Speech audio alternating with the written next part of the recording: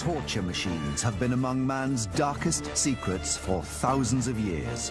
Macabre devices designed to crush, stretch, burn, and inflict maximum pain.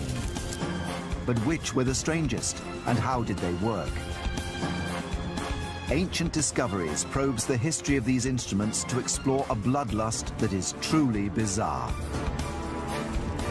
Did a demented Roman emperor drape his victims in a cloth of flames? Could ancient torturers have invented a device that ripped bone apart? And could the real Count Dracula have inflicted a lingering death by impaling his enemies with the precision of a surgeon?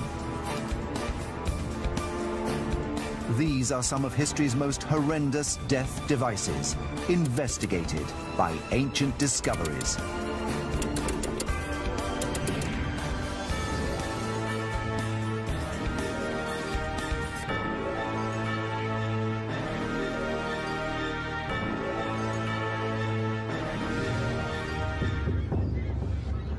Historical documents contain descriptions of injuries, mutilations, and deaths caused by torture machines. But are these accounts accurate? Ancient Discoveries has brought together a group of experts to test some of these devices to see how they really work. Our investigation begins with a physical examination of how tension can rip a body apart. For millennia, bodies have been stretched to inflict pain. This torture has been practiced in different ways, but always working on the same basic principle: to stretch a person until he or she breaks at their weakest point. There are historical accounts of how this strain acts on the body, but there's been little scientific evidence to support them until now. Traditionally, we regard joints as being the weakest part of the body because there's not bone across joints. Bone is visualized as being very hard and very resistant to stress forces. Traditionally, if something's going to be ripped apart, it will be at a joint. But this may not always be true. What if ancient torturers designed a machine that applied tension to the body in such a way that it left joints undamaged and ripped bones apart instead? No self-respecting torture chamber would be complete without a rack. It's an absolutely ubiquitous item for persuasion. First used in ancient Greece, the rack has been popular for thousands of years. Torture was an accepted part of the legal system in ancient Greece. You weren't supposed to torture Greek citizens, but you could torture your slaves. Slaves in particularly ancient Greece were hardly considered human. They're often described as tools. One author refers to slaves as just being man-footed things, that they aren't really men. And it was thought that one of the only ways that you could get truth out of slaves was literally to pull the truth out of them. Historical accounts contain startling details of how the rack acted on the body. So cruelly racked at the pulleys that his limbs were forced apart at the joints. To see its effect on human bodies, Richard Windley has built a model of one of the earliest examples. Basically what we've got is a long ladder frame, which is two main long supports with cross pieces. The main sort of windlass device is this end. This is what actually produces the tension or the pulling. Now, one of the critical elements of this device is the use of this, what we call ratchet and pull system, and that's a kind of locking device. And the point of this is that one can increase the tension incrementally so that each little click of this thing is going to give just another level of pull and yet more discomfort to the poor unfortunate who's actually tied down on the rack.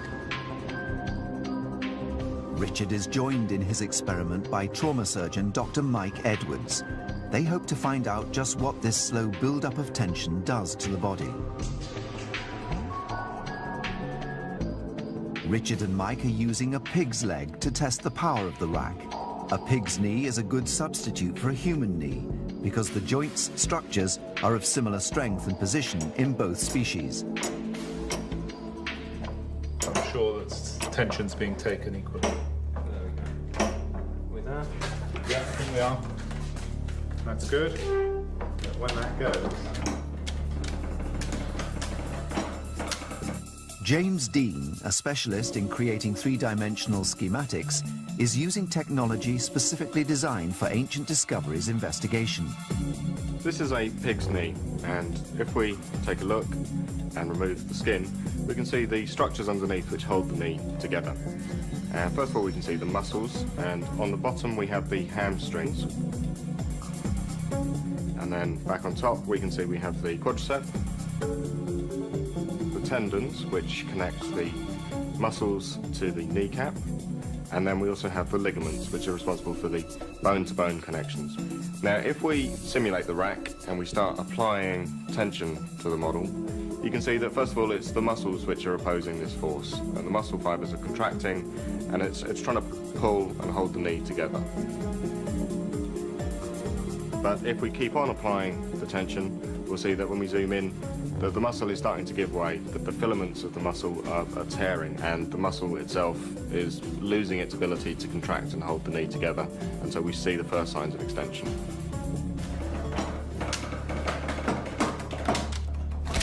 Hold up. We've got movement here. Got some creaking. We've got some creaking.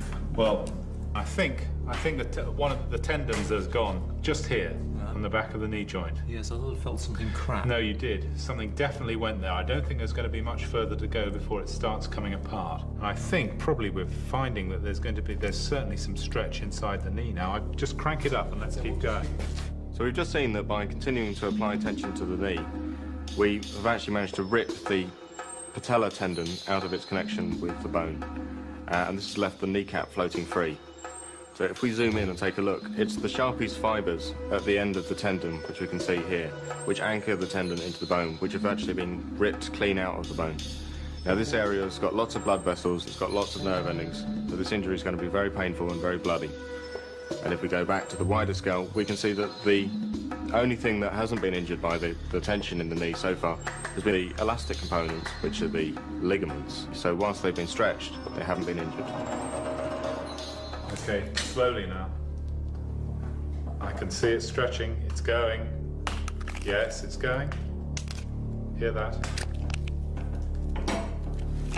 Yes, it's gone. It's gone very easy now. That's it, it's gone. It's gone. We can see the two halves. Oh, well, that's interesting. This isn't what I expected at all. I thought the ligaments were going to go. But look what's happened. It's fractured. Is that the actual bone? The bone has fractured. You've pulled apart the bone. Good gracious. The joint itself is still articulating. Is still articulating. But what you've done is you've pulled the bone off. Actually broken the bone. You've broken the bone with the traction. The rack has pulled apart the bone and left the ligaments of the knee intact. This contradicts both the ancient accounts and modern expectations, because bone is believed to be a stronger material than ligament. But what if this is not true in all cases? Could it be the rack's incremental build-up of tension that accounts for this surprising result? As we continue to apply tension, we can see that finally it's the bone itself which is pulled apart. And we can see that the growth plate, which is the area of the bone where new tissue forms, is the weakest part of the bone, and this is where the bone has actually ripped into two pieces.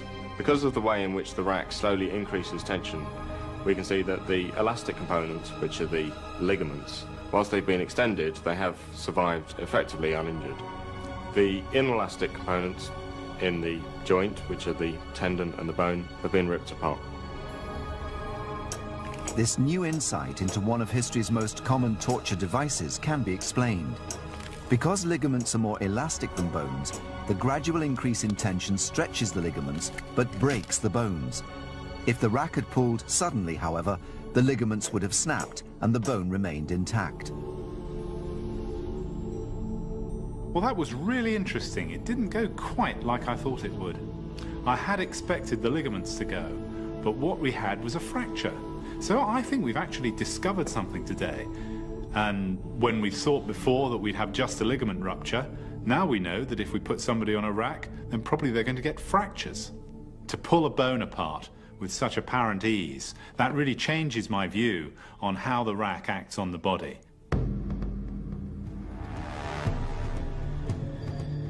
Meanwhile, in ancient Rome, an emperor devised a torture to entertain the crowds at the Colosseum. It was called the tunica molesta, and it turned the victim into a living fireball.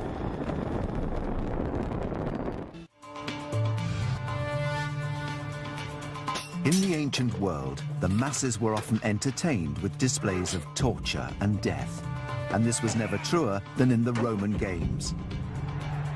These huge spectator events were put on in amphitheaters across the entire Roman Empire.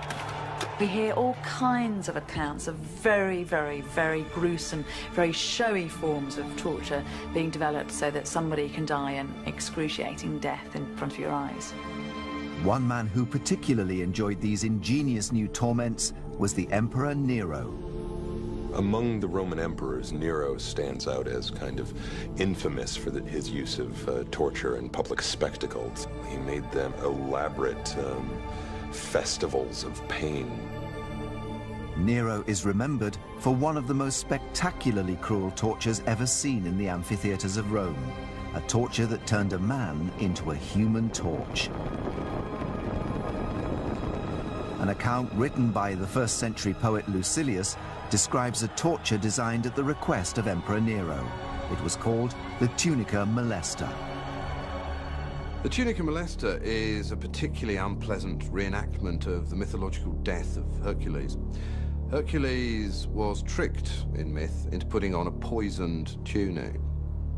The poison burnt his flesh to the bone. The pain was so unbearable that Hercules set himself on fire. The Romans kind of act this out in the amphitheater, in which condemned criminals are forced to put on a tunic impregnated with inflammable material, and then it's set fire to. How was this torture designed to maximize the spectacle for the audience? By creating an explosive and long-lasting fireball on a living human being. It is hard to say for certain exactly what the tunica molesta would have looked like. It would have been a fabric tunic, probably linen, coated in flammable material. Pyrotechnic expert Scott McIntyre is investigating the flammable material that Nero might have used for the perfect human fireball. We're going to attempt to try and maximise the visual impact of having a burning garment. We could try out different materials to try and maximise that effect, get the flames as large as possible, to really try and just get as impressive a spectacle as possible. He will need to create fire on a linen tunic that ignites explosively with plenty of flames. The most easily ignited substance available was naphtha. It would have been around in Roman times. It's a very thin liquid, looks just like water, but it contains flammable vapours that will be readily given off at this kind of temperature.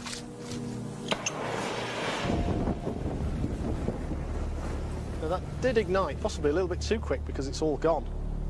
We did get an instant burst of flame there, but it didn't last very long. It was quite spectacular, but very, very short-lived.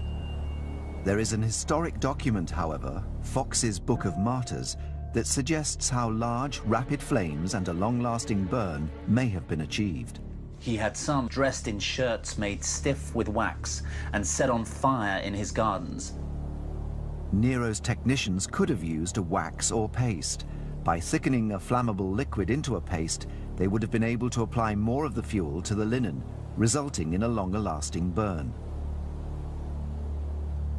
I have a thickening agent here, which hopefully mixed with the naphtha will allow us to bulk it up so we can actually get a large body of fuel on the garment, and then hopefully we can extend that burning time and still harness the same properties that we have, the instant ignition, big yellow flames. Straight away, you can see it's sticking very, very well.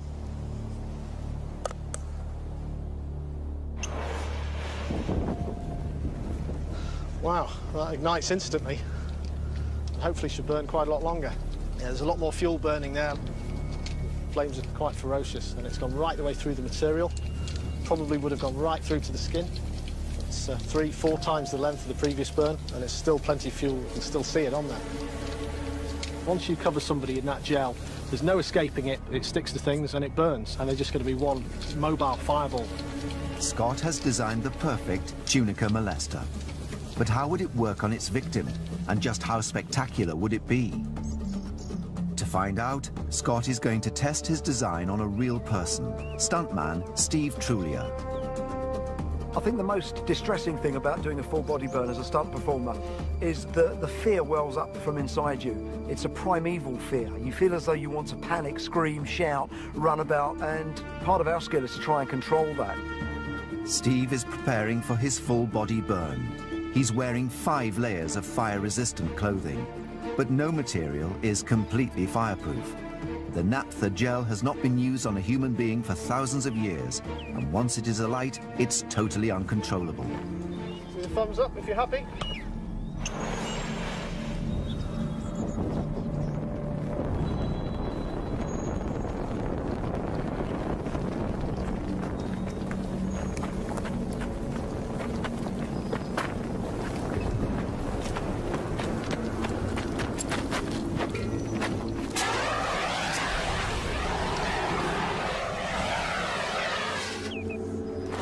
Steve, you're out. Hey, Steve!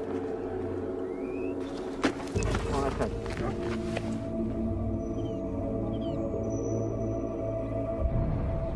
Thank you very much, Steve. Whoa! How's that feel? Yeah, amazing. You can feel the panic welling up inside, the flames in front of my face. I can't imagine what that must be like for somebody that's really been burned. It doesn't bear thinking about someone being in just a tunic. I think wanting to get the flames out of your face is the most important thing there. That's the primeval urge. I think anyone being burnt with a tunica molesta will have been running, I would think, almost anything to get your face out of those flames. On that burn, the flames went so high, so quickly, it surprised me. It's a sudden, full-size fireball. There's no build-up, it's just wallop, taking everybody by surprise. The test proves that it is possible to create a large fireball that will last for up to a minute. An agonizing spectacle. That felt different from most of the stunt burns that I do, because I've been really aware since this job came in that this was really done to people. And I was aware of that throughout the whole tunica molesta process. So it felt different. It was more poignant in a way. And it's made me quite pensive and thoughtful about the whole process.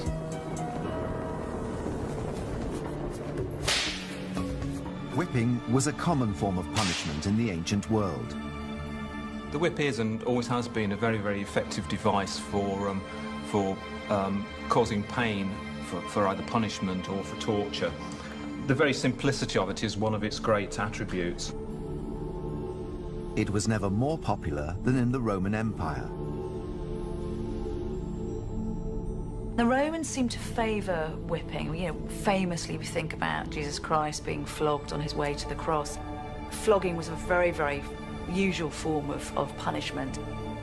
This popularity led to developments in the technology of the whip, and the most fearsome of all was the scorpion.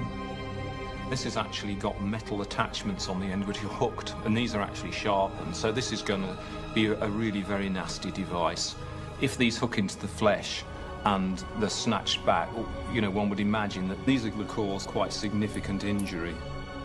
Could it rip skin clean off the human back, or even cut down to the bone?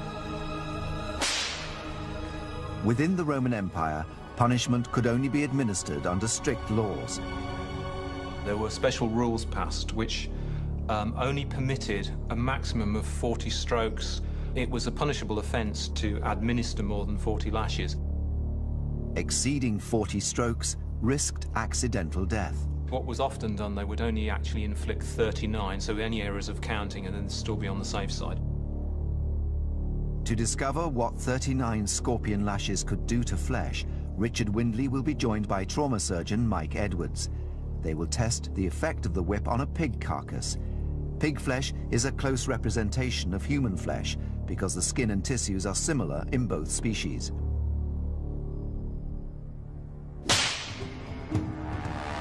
Richard administers 39 lashes of the scorpion. The pig's flesh will not show bruising or bleeding because it's not living tissue, but it will reveal the physical effects of the tearing. Right, well, we can see here that there are lots of little, about 1 centimetre lacerations. And here you can see this is quite a deep laceration. Yes. You can see from the structure of this hook here what the effect would have been as this thing had engaged. It would have stuck in the tissues, and then as you pulled it out, would have ripped. If this were a living being, presumably this would be covered in blood by now. Oh yes, each one of these little cuts you can see here would undoubtedly be bleeding. This would be red raw. But the law restricting the flogging to 39 lashes did not apply to everyone. Those condemned to crucifixion could be whipped until close to death. So what would happen if the scorpion was used for more than 39 lashes? You probably would have started tugging the skin off. I think the chances are you could even be whipping down to the bone with something like this, and you'd be tearing the strips of flesh off the ribs. This was the fate of thousands of men and women that were crucified under the Roman Empire. Before being hung on a cross, they endured countless strikes that cut into the bone.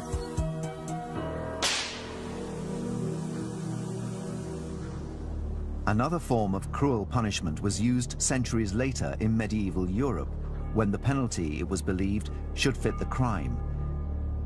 If the sin had been lying or blasphemy, the appropriate sentence was the pear of anguish.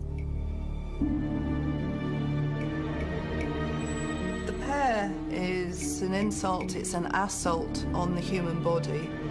Our mouths are used in breathing, in eating, in communication, and the pear violates all of those. It was a device forged from iron, and it consisted of 4 petals secured around a central thread. Closed, it resembled a pear in size and shape, but as the handle was twisted, the petals slowly opened. It expanded outwards, extending its width 3-fold. A number of them still exist, but there are no surviving accounts of what this implement actually did to the human body. Ancient discoveries will investigate not only whether the pear could rip the mouth apart, but also whether the terror and injury it inflicted could lead to cardiac arrest. Forensic dentist Dr. Catherine Adams will analyze the effects of the pear of anguish on the mouth. The torture is, in many respects, the sheer horror of what this is going to do. Something is going to be inserted against your will into your mouth. The first obstacle to the torturer is going to be the teeth. The sheer weight of this is likely to actually fracture some of the teeth. The teeth are supplied by a massive number of nerve receptors, so the damage would cause immense pain. Once the pear is in, the idea was then to actually open it up so that the leaves would be expanding the jaw. They would be resting on the inner surfaces of the teeth and pushing those further and further apart. Eventually, the teeth would be forced from their sockets. If you've ever had a tooth extracted in the dentist, you know that the nerves will have been anaesthetized, but imagine having that without an anesthetic. As the pear expands, what will happen is that the jaw will actually dislocate. Compounding this, there will be swelling at the back of the mouth, and it is possible that the airway could start to close over. The obstruction in the mouth, the shock and the constriction of the windpipe would make breathing more and more difficult. This would lead to hypoxia, a reduced level of oxygen in the blood. The hypoxia is going to have significant effects on the rest of the body. The major organs will be starved of oxygen, in particular the brain, and eventually what that will do after a couple of minutes is that it's going to cause cardiac arrest. During this medieval period, the Inquisition sentenced thousands to be burnt at the stake. But did these victims actually die from burning, or was death caused by inhaling the flame itself?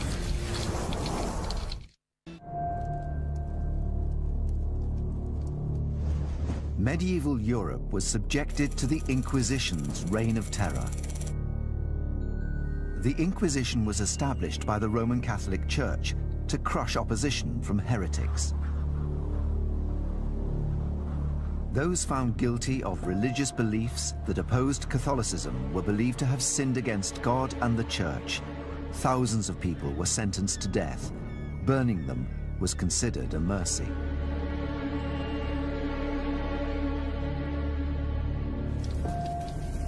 It was believed that through the fires, a kind of taste of the fires of hell, there was the smallest chance that the victim might actually be able to receive redemption and salvation. It was the authorities trying to give them a chance at an eternal afterlife in heaven rather than consigned to the eternal flames of hell. Many historical texts still exist that describe the final moments of these victims. But there remains a fundamental mystery. How did fire actually kill people on the stake? Did they slowly burn to death, or did they die by inhaling the flame itself? In 1555, the Reverend John Hooper, Bishop of Gloucester, was burnt at the stake for refusing to convert from the Church of England to Catholicism. It was said that he slowly burnt to death while remaining conscious, and prayed even as his face blackened from the flames. An eyewitness account provides clues as to how he died. But even when his face was completely black with the flames and his tongue swelled, yet his lips went till they were sunk to the gums, and he knocked his breast with his hands, this holy martyr was more than 3/4 of an hour consuming. But can a human body actually remain alive for 45 minutes in such a situation? It takes less time for him to die, but probably the time for the whole body to be consumed would be around 45 minutes. I think it's more likely that his lips appeared to be moving because the heat was causing the skin to retract, and the lips moved as they became more burnt. When people burn, their joints contract, and I would envisage that him beating his breast would be his elbows contracting and his hands striking his chest. The observation was correct, but they've been interpreted in a way that wasn't quite appropriate. Mick Flanagan, the senior fire investigator of the South Wales Fire Service, is investigating this punishment to determine the exact cause of death.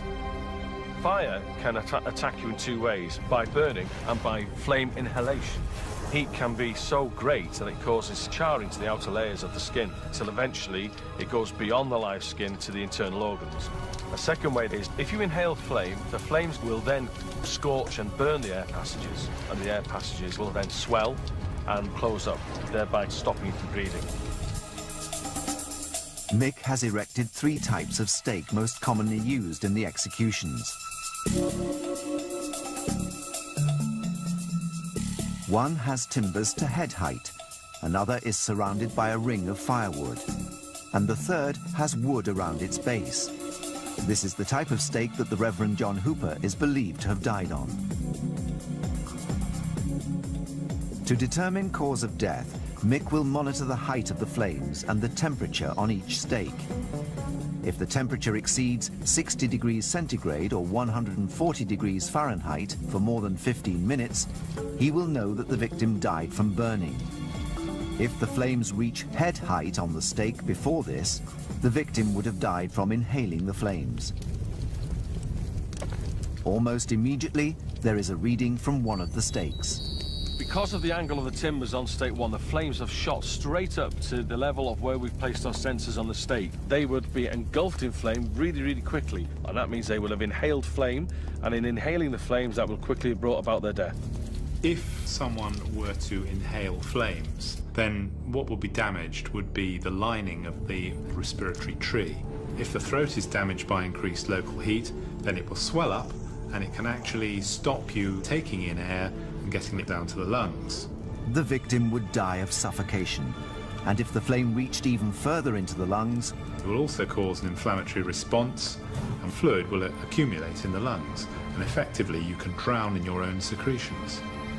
So the person on the stake with the timbers to head height would be dead within 2 minutes. But what about the type of stake John Hooper was tied to? Whoever was tied to that stake would now begin feeling the absolute agony of the skin coming away from their lower legs, working its way up their thighs and the lower parts of their body. Their injuries will get progressively more serious the longer this exposure lasts. Burns are rated from 1st to 3rd degree. A 1st degree burn involves literally just heating of the epidermis, and all you see is redness of the skin.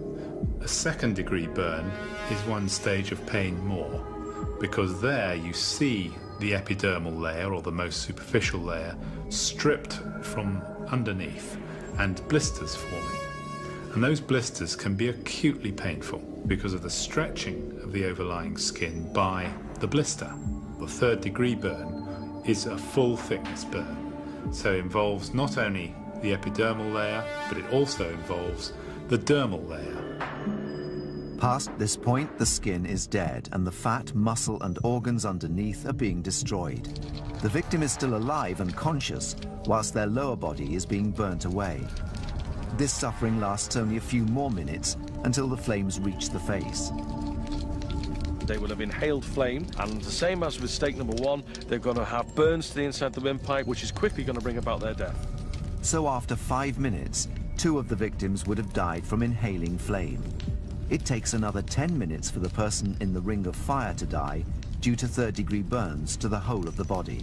The temperature at that fire has been about 140 Fahrenheit for a number of minutes now, and the person there would have been suffering massive burns to the whole of the body because the fire is all around them. The flames hasn't actually touched them, but it's the intense heat from the fire that would have brought about huge burns.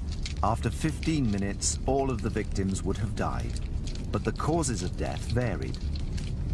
We know that in stakes 1 and 2, the fire would attack the people tied to that stake by flame inhalation, whereas on the 3rd stake, it's the radiated heat that would have caused the death. So modern analysis has shown what really caused people to die on the stake.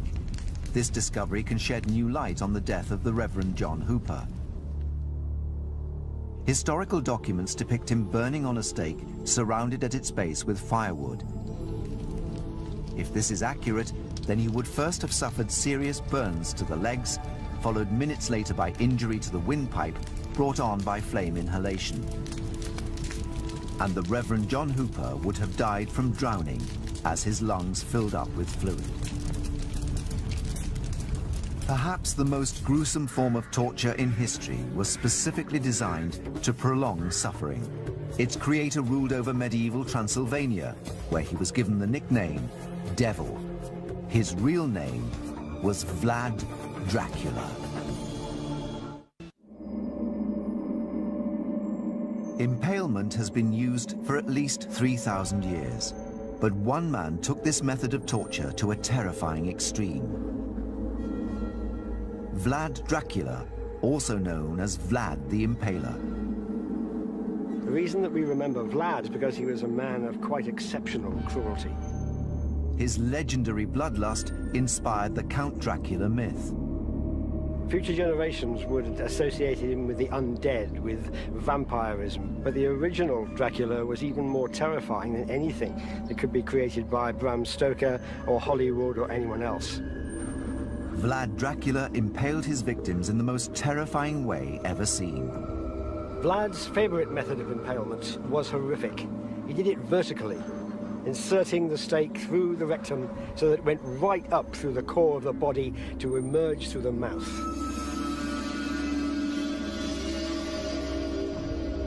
What is most horrific is the fact that it took so long for people to die. That the stake was arranged just so through the body so that death would not come quickly. It is torture for its own sake.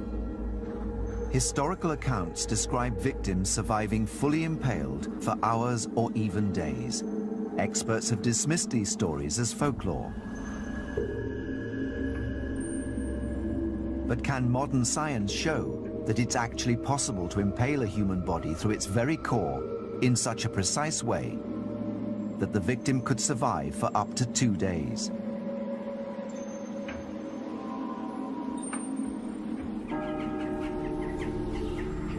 Criminologist and historian Merian Troe is traveling to the heart of modern-day Romania to discover the real Dracula, 500 years after his death.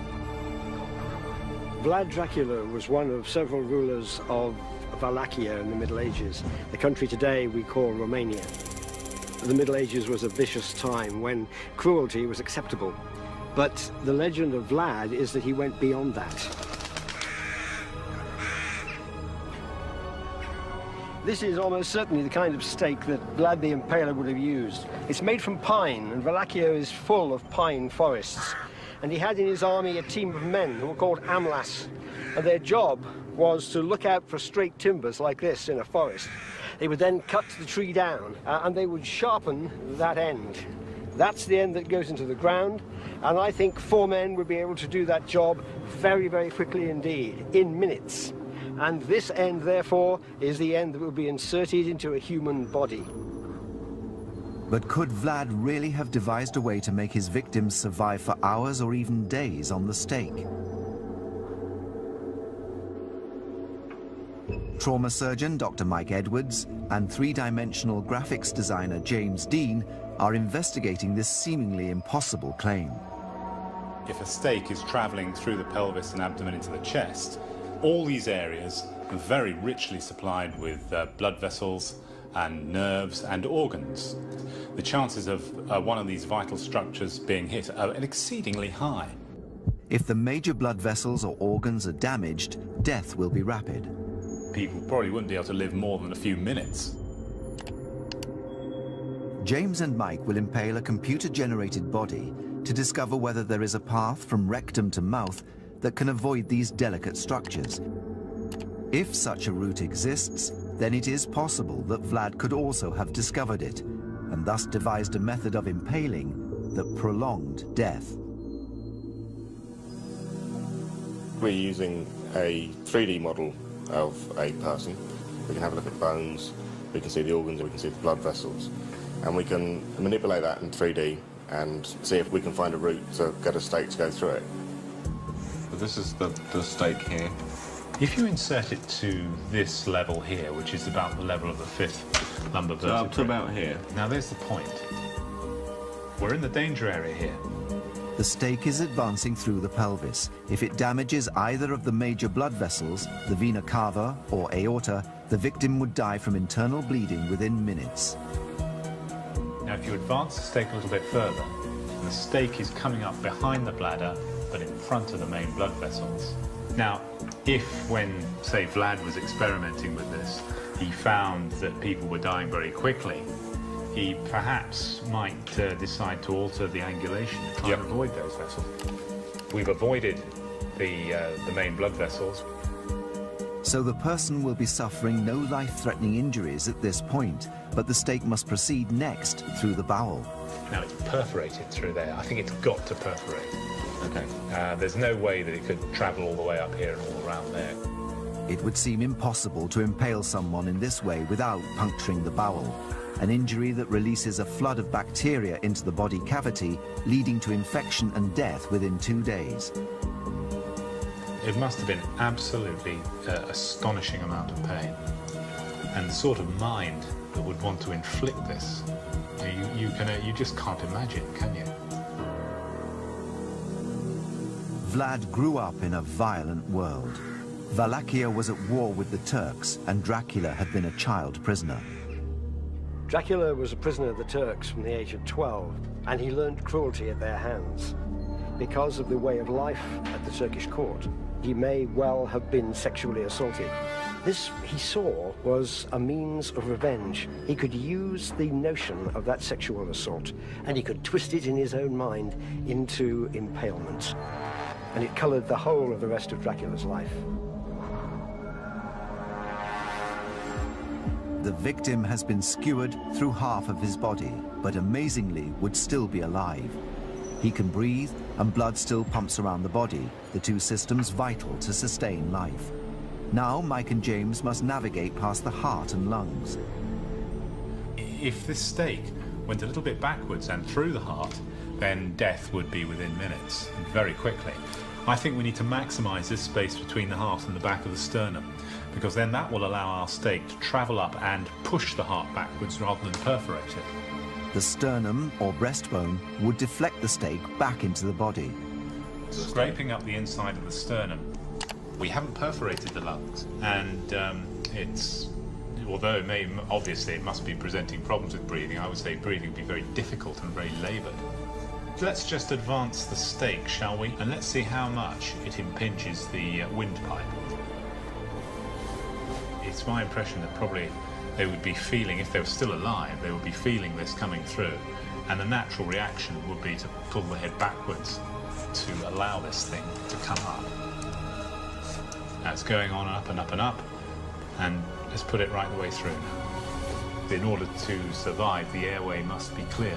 Yep. And I think, at this point where it's coming through the neck, that is not compatible with life, because you no longer have an airway. At first inspection, it seems impossible to impale someone and keep them alive for days. Death would occur due to suffocation. But James has an idea. Thinking about it, it could be, the taper on it could be much longer, in which case the bit that's coming through the neck and mouth could actually be quite a lot thinner. If the taper on the end of the stake was narrower, it would not block the victim's windpipe and prevent breathing. If this is possible, the ancient accounts might actually be correct. While James and Mike continue to investigate, Merian is at the scene of Vlad's most gruesome victory. This was in 1462, when Vlad led Wallachia in a war against the Turks. His army was only a third of the size of that of the Turks.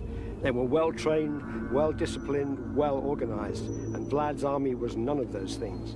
All he has left is shock tactics. And here, in a field, he impaled, according to some accounts, up to 20,000 people. Some of them would have been captured Turks, but most of them were his own people. They were men, they were women, they were children. When the Turks saw that, they stopped in their tracks. Mehmed II, their leader, was astonished and appalled. According to some accounts, he turned his horse around and rode back, and his army followed. The field of the impaled has got to be the most dramatic and dynamic use of torture for intimidation the world has ever seen. Vlad was responsible for this terrible massacre. But could this horror have been made even worse? Could Vlad have acted to keep those 20,000 people alive on the stakes? When the stake came through the mouth, it was too wide and would have suffocated the victim within a few minutes. James is thinning the taper on the stake in an attempt to open the airway and therefore slow death. We can see straight away there that the airway is not compromised that much. They're potentially still alive. So this is potentially how Vlad did it, I think. I think we might have made a discovery here. I think it's entirely possible that he might have been able to. I think so. When you present it this way, you can see it as a clear passageway, can't you? From the rectum right the way through to the top of the neck. So I think we have to take those contemporary texts fairly seriously now. Yeah, I would agree. Vlad put thousands of people to death by impaling them. With this number of executions, it's easy to imagine how he might have experimented with different stake shapes and sizes and different methods to finally develop the most drawn-out and agonizing procedure possible. I was initially unsure as to whether this could have been done. Even when I saw it on 3D reconstruction, I could hardly believe it, but now I think I believe it.